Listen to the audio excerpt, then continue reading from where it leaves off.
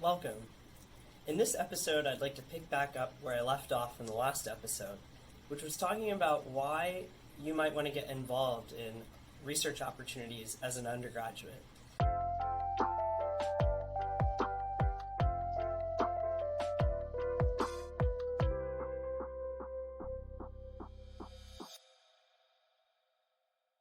So let's begin.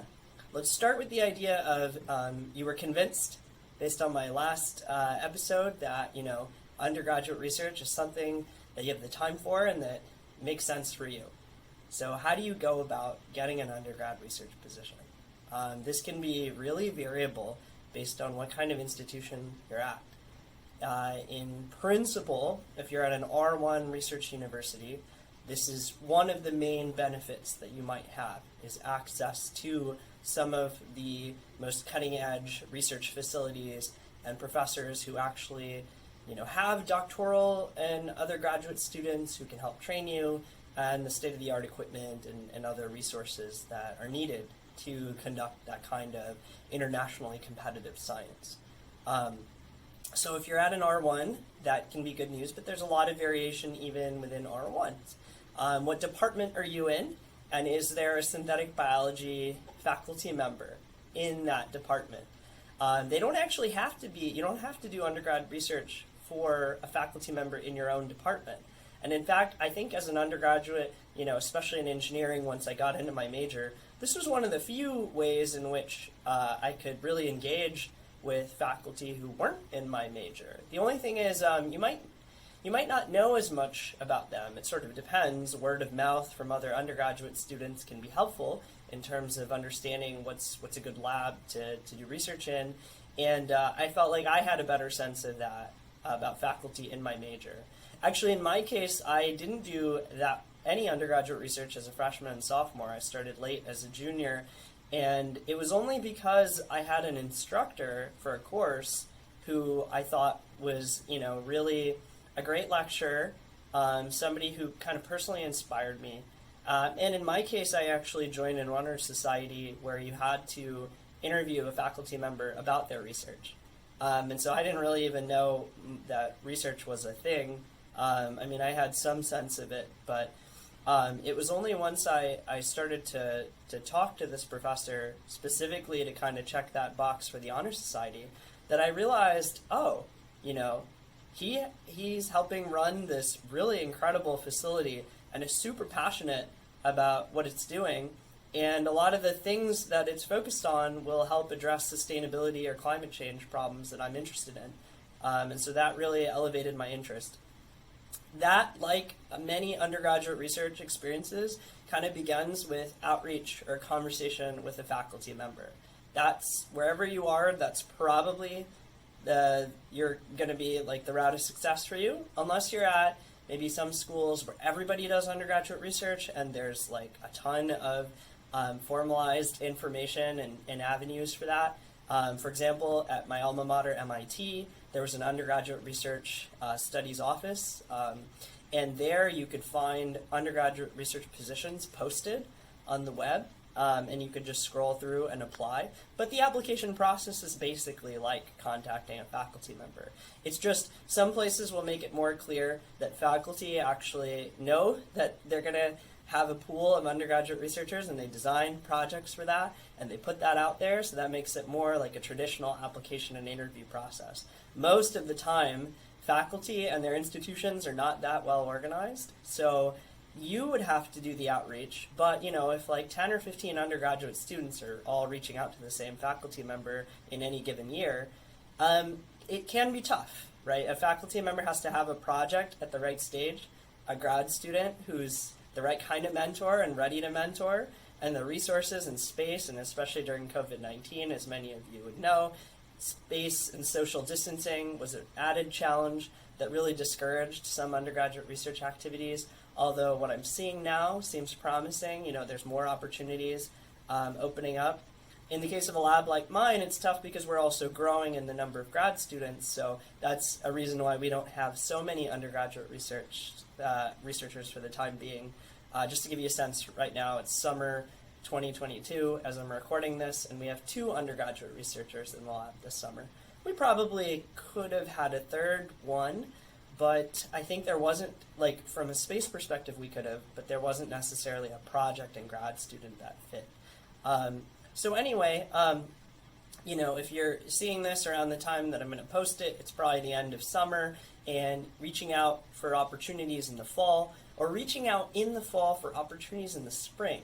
That's the other part of this how pipeline that I want to sort of emphasize, is you're very unlikely to find a position that's available, you know, just in the next couple of weeks.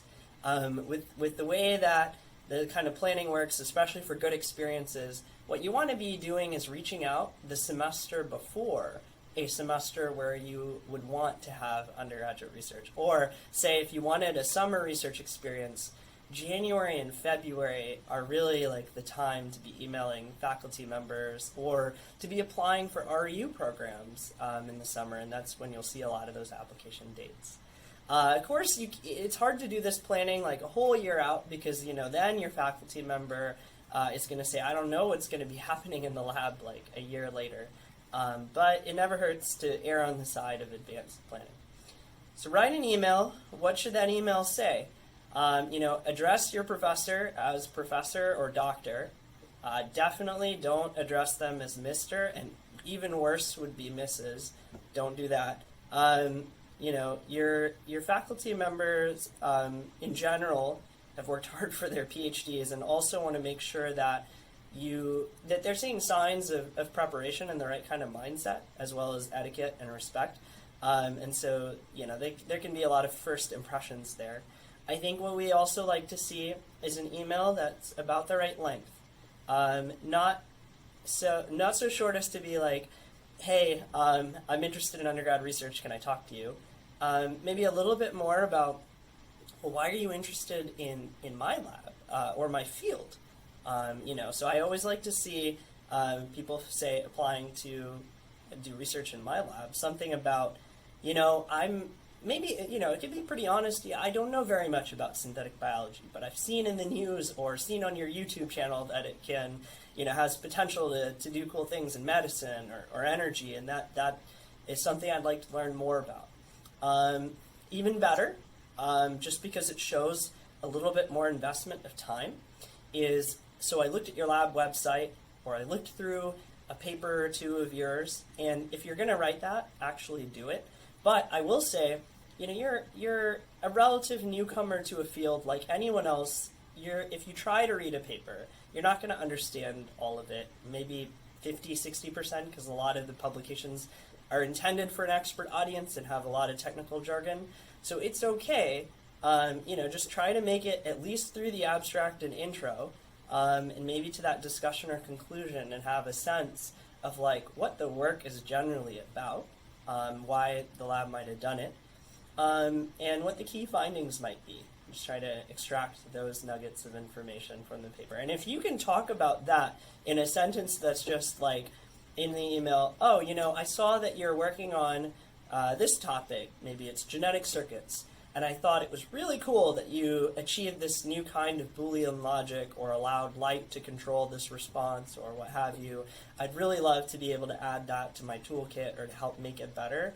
Now, if I worked in those areas and I saw that, I'd be like, oh, wow, I should really give this person a meeting or a conversation, because that shows an extra level of initiative. I'd like to also see maybe as that next paragraph that's just you know, don't try to have paragraphs that are more than like 2 or 3 sentences in this kind of email, but include something about how, you know, I'm thinking about this term, and here's my resume or CV, and I've had these kind of experiences before, or not. Because, you know, invariably you're going to get an email back, if you get an email back, that would ask you for your resume or CV.